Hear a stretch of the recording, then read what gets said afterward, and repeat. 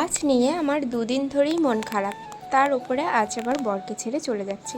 Hey guys, আমি কোয়েল চলে এসেছি আবার একটা নিউ ভিডিও নিয়ে তোমাদের সাথে।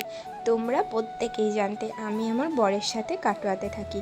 তো হ্যাঁ, কাটোয়াতে আজকেই হচ্ছে আমার লাস্ট দিন। আবারও আমি চলে যাচ্ছি আমার শ্বশুর বাড়িতে। ওখানে আবারও 1 মাস কি 10-15 দিন থেকে আবারও চলে আসবো। তো সেই কারণে আমার বর আমাকে সকালবেলাতেই মোটরসাইকেলে করে নিয়ে চলে যাচ্ছে আমার ঠাকুমা শাশুড়িকে ডাক্তার দেখাতে এসছে সেখানে।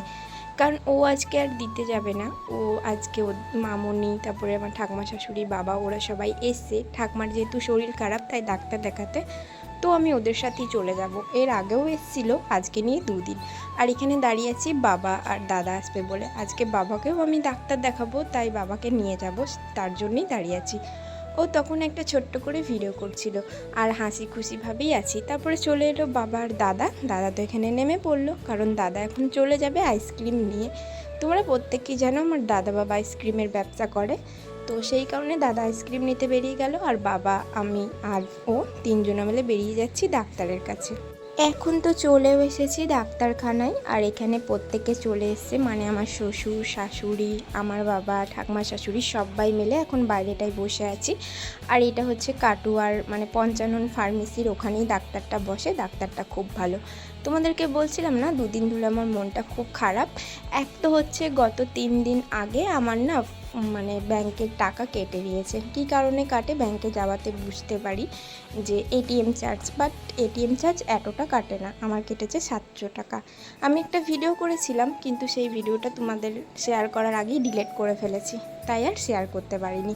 ঠাকুমাকে আগে যেখানে ডাক্তার দেখাতাম সেখান থেকে আরও একটা অন্য ডাক্তারের কাছে রেফার করেছিল। তো সেখান থেকে ডাক্তার দেখিয়ে আমরা এখন চলে এসেছিলাম মেড প্লাসে। আমি না সেই অনেক বছর আগে থেকেই মেড প্লাসটাকে চিনি, আর মেড প্লাস থেকেই আমি ওষুধপত্র নিই, কারণ এখানে 50% ছাড় থাকে তাই। আর ওষুধপত্র ভালোই দেয়, সেই কারণে আমার নেওয়া। তো আমি তো এখান থেকে ওষুধ নিচ্ছি। আর এখন না প্রত্যেকটা মানুষেরই শরীর খারাপ। এদিকে আমার ঠাকুমা শাশুড়ির শরীর খারাপ, এদিকে আমার ননদের ঠাকুমা শাশুড়ির শরীর খারাপ, আবার আমার নিজের ঠাকুমার শরীর খারাপ। তো কি বলবো, এখন প্রত্যেকটা মানুষেরই এইভাবে রোদ গরমে শরীর খারাপ হচ্ছে। আমি তো ওষুধগুলো ওদেরকে দেওয়ার পর এখন আমি আমার বরের মোটরসাইকেল করে গঙ্গার ঘাট পর্যন্ত যাচ্ছি। গঙ্গার ঘাট বলা ভুল, আমি না আগে বাবার বাড়িতে যাব, কারণ ওখানে আমার 2টো ছাগল আছে, যেই ছাগলগুলোকে আমি নিয়ে যাব। ওই পারে যেহেতু আমার শ্বশুরের টোটো ছিল, মানে ভাড়া করে নিয়েছিল, রিজার্ভ করা, সেই টোটোটাই দাঁড়িয়েছিল, তাই ওই টোটোতে করেই 3টে ছাগল একবারে নিয়ে যাব। তো বাপের বাড়ি থেকে ছাগলগুলো, মানে আমার ঠাকুমার শরীর খারাপ তাই ঠাকুমা এই 3টে ছাগল দিয়ে দিয়েছিল।